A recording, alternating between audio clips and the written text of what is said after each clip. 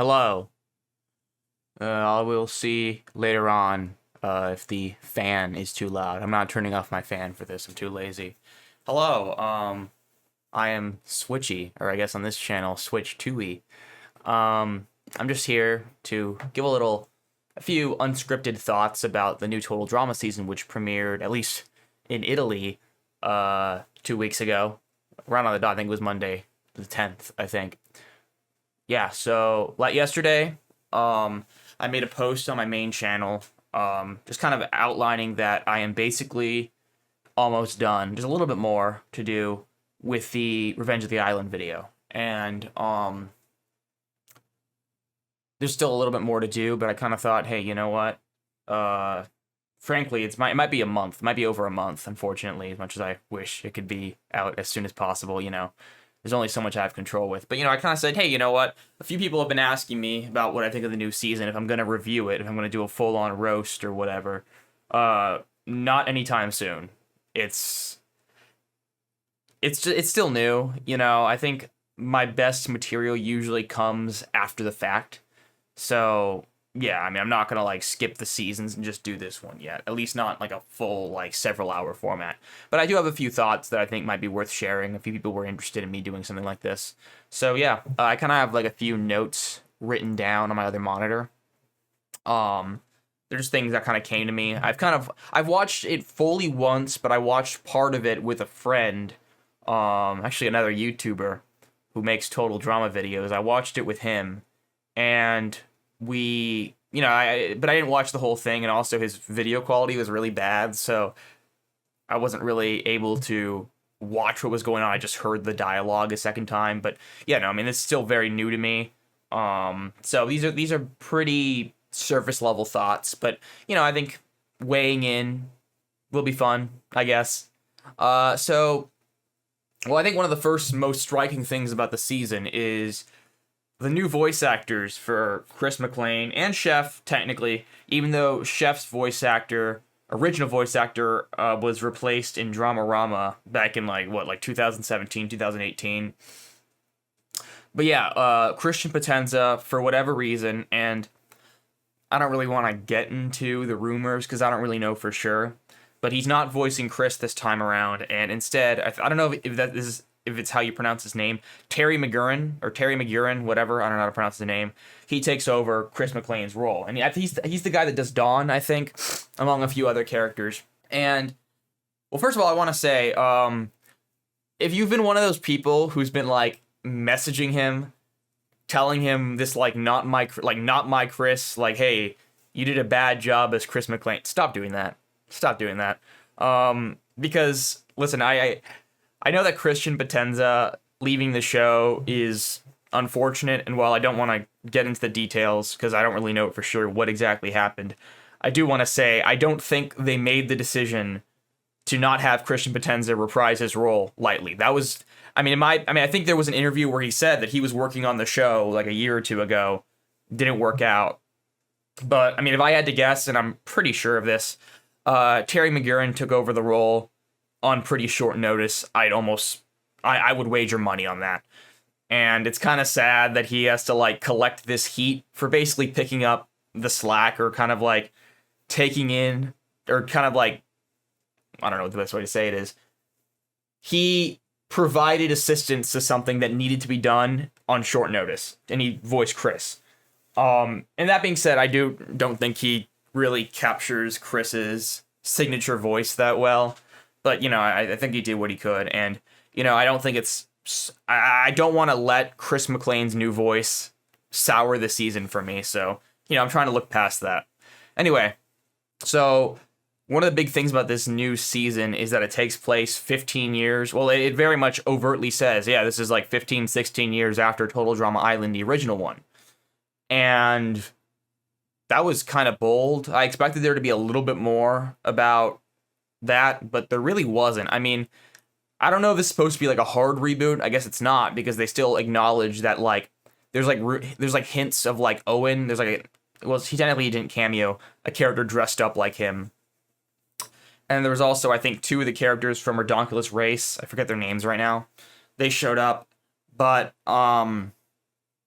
it's very much just entirely new cast, and there's almost no mention of the seasons before. Almost to a fault, I would say, because Wawanakwa's back. And frankly, I'm glad Wawanakwa's back, because I don't like how All Stars just sunk the fucking island. I think that's ridiculous. Excuse me, language. But at the same time, like, they don't even acknowledge what happened. It's just back. And I don't really like that. I feel like I wish the season didn't so overtly distance itself from the previous material, but I don't know. I mean, what can you do? One of the other things, and one thing about Wawanakwa in this season is that even though it's supposed to be this crummy summer camp, it doesn't really play that much of a role, or at least an influence on the challenges, I think. Because, and frankly, this is a thing that started in Revenge of the Island, more so in All-Stars. Like, Wawanakwa is just like a null setting at this point. There's not, I mean, I guess they still do the campfire. And actually, that reminds me, one good thing about this new season is it's a lot more dynamically animated. You see a lot more different camera angles, especially before the like campfire ceremonies. You see them walking from different angles, and I thought that was cool. But otherwise, I mean, it feels like the setting for this season could be anything. I mean, it did not need to be Wawanakwa, and I guess I'm glad it's Wawanakwa, but couldn't they have just said, oh, we fished it out? I would have liked that. They just said, oh, after we fished out the island, and now people are here again. I would have liked that. I would have thought that was funny, because it would have been kind of like adding on to this island just being destroyed on several occasions, like it being totally flooded with nuclear waste in season 4, and then being sunken, just entirely sinking in season 5, and both times it recovered. I think that'd be kind of funny. But anyway, I haven't talked about the new cast yet, and honestly, I would say the new characters are inoffensive. I would say inoffensive, and that's a weird way of saying it. That's a weird thing to say, but there weren't any characters that I felt like I really, really, really, really liked. But, I mean, when you compare it to, say, Pocketo Island, this is a lot better. It's a lot better. Almost to a fault, I'd say, because I think that it's so different from Pocketo. I would say they kind of overcorrected from Pocketo, because Pocketo had so many characters that were just, like, stupid gimmicks. I'm sure most people agree with me when I say that, like Rodney, Beardo, just like all these joke characters that aren't really reminiscent of people you'd meet in real life, or even like famous character tropes. They're just like weird, stupid ideas, in my opinion. I don't like them. I don't know if they took that criticism to heart, or this just naturally happened, but this cast is pretty much the opposite of the Pocketo cast, just how like low key it is.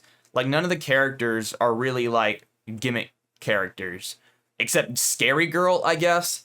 And debatably, I would say maybe Axel. At least Axel kind of has like a very overt Axel's the only character that's like not supposed to be dressed in like a weird way. I mean, that's supposed to be dressed in a weird way. All the other characters wear like normal-ish outfits. I guess the one other exception would be the Canadian hockey players, but it's a lot more low key. And there's actually, I would say that's a good thing compared to Pocketo. But at the same time, there's not many characters that I felt really attached to. I would say right now, if I had to pick my two favorites, it would actually be Z. I think that's his name, the not stoner guy, and Bowie. I actually really liked Bowie. I was not sure what I was going to think about Bowie, but I just thought Bowie was hilarious. And that actually like leads me to another point. One thing that was really good about this season, I think, compared to earlier seasons, is that the politics, I don't know if politics is the best word, but I'm going to say politics. The politics and strategy of alliances here is so much more thought through, at least from a writing perspective, than most seasons, I would say. Like, a lot more than Pocketo, I'd say. A lot more than Revenge and All-Stars probably as well. Probably more so than World Tour. Like, these characters, they make alliances, and they think it through what these alliances entail. And that's a thing that happens in these kinds of shows that doesn't seem to happen that often in Total Drama, even though, frankly, it's a killer strategy. But, when I guess I'll add a spoiler warning at the beginning of this video. One thing I really liked was Bowie and his strategy in this season. Like, a lot of the seasons, they just have like the main antagonist character. They're the only ones who really try and game the system. But Bowie is not like Julia in the sense that he's like the big bad character. But on several occasions, he clearly strategically votes and works with other people to eliminate characters. And I gotta say, I thought his maneuver to it wasn't a nice thing to do, but his maneuver at the end of the season to knock out Priya, I'm blanking on her names. Priya and her friend ruin their friendship, get Julia out of the picture, and then become a finalist. I thought that was pretty cool because it was a reasonable strategy, and it was kind of a cool maneuver that you don't usually see in this show. Usually, I would have expected Bowie to like fail that, like in his attempt to throw the challenge and get Julia eliminated. I would have expected that to fail, and then he gets voted out. But no, he became a finalist. It was him and Priya. And I gotta say, actually, I didn't say this yet. I thought Priya's gimmick of a character who's been training her entire life to be a Total Drama contestant was really funny. I thought that was good. I thought that was clever. It was an interesting idea. So yeah. I'm gonna be right back. Actually, I'm gonna pause. I'm gonna get some water. I'll be back in a sec. I don't know if you guys saw this, but a few days after the new season came out, one of the challenges got clipped and posted all over Twitter. It was the farting challenge. And a lot of people have been complaining about that. People I know who know I talk about this show but haven't watched the show are like making fun of me or like pointing out the farting scene to me. And, honestly, I don't know what to say about the farting scene because, honestly, I don't like it. I don't usually like this type of humor, but I don't really know I can't really say for sure if it's, like, worse than, like, the fart humor in Island. Occasionally I'll hear people say that the later seasons, like, totally amped up the gross-out humor, as if Island didn't have a lot of gross-out humor, and I don't think that's true. I've never really directly compared it, but I feel like Island has a lot more vomit, for one thing. And this season has vomit, too, but the vomit is, like, rainbow-colored, and I wouldn't be surprised if they did that to, like, bypass certain restrictions. I wouldn't know for sure. I should admit that. But I don't really want to, like, I feel like dissing this show, especially for the gross out humor, might be a little bit short-sighted because I let Island get away with a lot in that sense. But yeah, man, I didn't really like the fart. In that one fucking frame, excuse me, potty language again, of Emma, like, holding her skirt down as she's farting. I mean, that's like... I don't want to accuse anyone of anything, but whoever storyboarded that, I'm a little bit suspicious. Yeah, I gotta pull up my notes again, see if there's anything else I need to... Oh, crap. That's me working on my video. Shit. Oh, I might leave that in. One thing I'm actually optimistic about, 2 seasons with this cast. And here's the thing. First of all, I am not a 13-episode Total Drama guy. Frankly, I think the fact that so many of these seasons are now 13 episodes does not do the seasons any good. I think Total Drama is I'm going to be saying this a lot in my Revenge of the Island video. I think Total Drama really needs 26 episodes. And it doesn't get 26 episodes a lot of the time. But one thing that's interesting about this season specifically is that it was ordered or like set up as this cast, 2 seasons of this cast, 13 episodes each. And frankly, I think that's a good idea. Well, I mean, I would prefer it to be 26 episodes of one cast, but I think this is the first time in 14 years that one cast has gotten a second season. I mean, I guess the whole cast is returning for the next season of this, but we had Island go to action, and I think that's one thing that we haven't had in a long time is continuing a cast past just one season.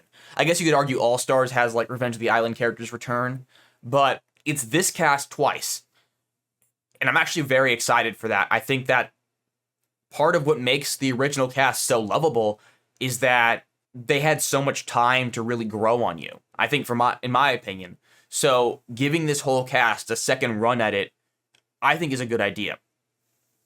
Also, one thing I've learned recently, I'll try and pull up the tweet if I find it. As much as I complain about the newer seasons being 13 episodes, it doesn't seem like the Fresh TV has any say in that. Like, it's all up to like Cartoon Network or Teletoon or whatever. So, and apparently I saw a tweet, I think it was by Terry McGurran, where he kind of brings up, oh yeah, we love doing 26 episode seasons. And we also love doing minute-long, theme songs, but we are asked not to, or we're told not to, or part of the order for this season is 13 episodes with like a 20-second intro. And I gotta say, I do not like the new intro at all. It's like ironically funny. This like, hey, what's up? I'm here to slay. There's like, it's kind of funny, but the new theme song is not visually. It's not that good. Like, I mean, the ensemble, they're like missing characters. But also, it's like, dude, I would push for them to stick to the original theme song. I like so much. I think that's such a special part of like seasons 1 to 4 that they've lost, and it sucks. What else to say? Let me pull up my notepad again. Tisk tisk tisk. Crap. Let me pause. I'll be right back. Oh, also, actually, this is a good thing to kind of end it on with, I'll say, I guess. The Zoomer stuff was weird. It's kind of funny, but I don't know if I really like it that much. So the theme song is "Hey, what's up? I'm here to slay." Like 4 characters in the whole cast are all like social media YouTubers / influencers. I don't know if there's like that many people in my generation who do this. There might be. I wouldn't know for sure. But yeah, a lot of this season is themed around like us, Zoomers, kids my age, or I guess these are teenagers, so they're a little younger than I am, but so like there's a lot of phones that do like a selfie challenge, which that would have been corny in 2015, I think, but I didn't really get bothered by like a selfie challenge idea. But what I did find kind of corny was like the drone of despair. I think that's what it's called, drone of shame or something. It's like, okay, what do Zoomers like? Zoomers like drones. And there were a few lines. Like, you can see in, like, the audition tape / introductions, you see a few characters with, like, ring lights. And there's, like, a line towards the end of the season where Bowie's like, it was as easy as taking a ring light from an influencer. And I just, like... I didn't know what to think of that. That's just, like... It was just weird to me.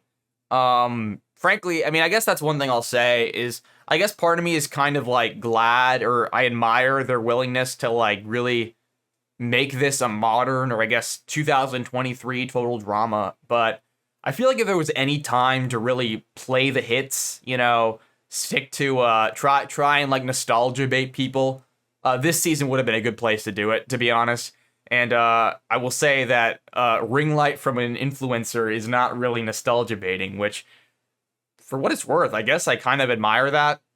And that kind of leads, actually it doesn't really lead, but it's just another thing I was meaning to say. The style of writing and animation is very reminiscent of Dramarama. Especially in like the first and second episode. There's a lot of cutaways and stuff. And it reminded me of Dramarama. And I guess that makes sense. They've kind of like been doing Dramarama for a while now, but I don't know what to think of that. Because I think a big part of like my discomfort with that is nostalgia, to be honest, because Total Drama Island was like so dry and frankly economical. I don't think they really had the same kind of budget or animating chops or ease of animation that they do now. So back then they reused assets all the time and never really tried to do anything super flashy, and I kind of like that, just like because I think I grew up with it. But this season there's a lot more color, I'd say. Characters are a lot more like densely animated and stuff, which I don't know.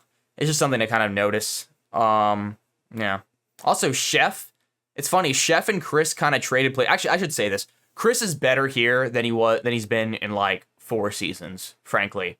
I mean, honestly, the whole like Chris likes seeing competitors die thing, I've never found that funny. I think so much of Chris as a character comes from like the points where he actually stops being kind of a jerk and like shows like some genuine emotion, I guess.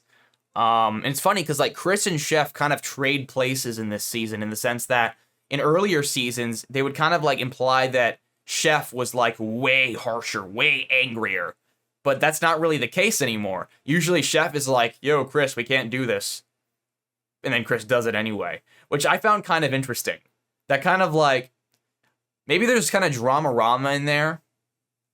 And I don't know if this is another thing. The new voice actor for Chef, he does a good job, but his Chef isn't as scary, if that makes sense. So I don't know if that kind of like led into the character being written that way or something else, because I don't know. Dramarama kind of like revised Chef as a character, I think, and I think some of that kind of made its way into here, which, you know, I mean, I'm not like mad about that. I just think that's kind of interesting. And yeah, so all in all, I would say I enjoyed it. It's nothing too special to me, at least not right now. If I had to rank the seasons, at least the main seasons, I have not watched that much drama. I've only watched like maybe like 10 to 12 episodes. Lowest is Pakuto, undoubtedly. Second lowest is All Stars. Then this. But this is a lot better than All Stars. This isn't a failure to me. So, but I would say this is below Revenge of the Island. Revenge of the Island is below Pakuto. Then you have then you have Action, then World Tour, then Island. That's for me. Frankly, I think that's probably a pretty common consensus. I wouldn't know for sure. But yeah, you know, it's an alright season. I don't have any problems with it, or at least like serious problems with it. It might grow on me. I mean, frankly, spoilers for my Revenge of the Island review. That season's grown on me a lot. I like it a lot more than I did when I was 11 years old. So, I don't know. I mean, when I do the comprehensive roast of Total Drama Island 2023 in 10 years, you know, maybe I'll like really like it then. So, who knows? But thanks for watching. This video came out a little longer. I was expecting it to end up going long because I talk a lot and I say and ah a lot. So, you know, it's unscripted. I'm giving myself a break. So yeah, I'll see you guys around. Let me know what you guys think. I'll see you guys around. Bye.